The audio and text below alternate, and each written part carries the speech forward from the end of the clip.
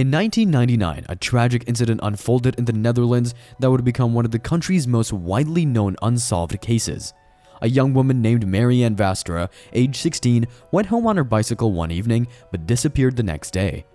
Her lifeless body was discovered in a field near the road, the victim of a heinous crime. Although the police possessed a DNA sample from the perpetrator, finding the person responsible proved to be a challenging and lengthy process. Hi there, we are Unsolved Cases, and we cover unsolved crime stories from all around the world. If you like this type of content, then consider subscribing to our channel as we bring never-seen crime stories to you.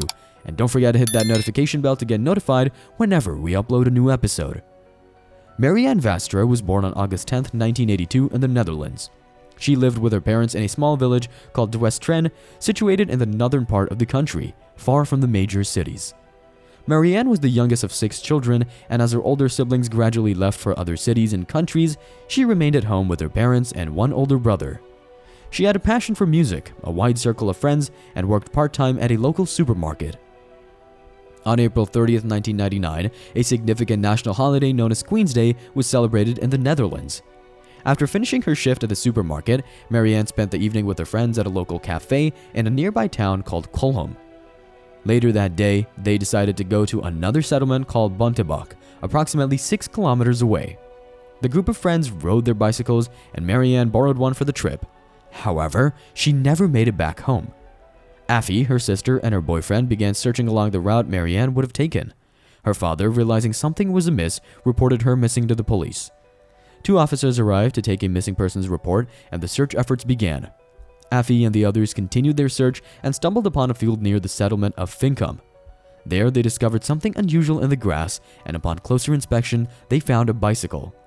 About 15 meters away lay Marianne's lifeless body. She had no clothes on, and there was evidence of violence. Shocked and horrified, they immediately contacted the police.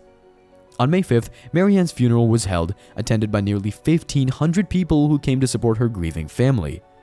2 days later, her parents organized a memorial procession, drawing an astounding crowd of approximately 20,000 attendees, thanks in part to the extensive national coverage of the case. With the media spotlight intensifying, more individuals reached out to the police each day, including an intriguing lead. Multiple people reported seeing Marianne at a cafe where an individual, described as Oriental-looking, had approached her, attempting to strike up a conversation. When Marianne rebuffed his advances, the person allegedly made a throat-slitting gesture. Given that Marianne's murder involved a similar method, the police initiated a search for this young man.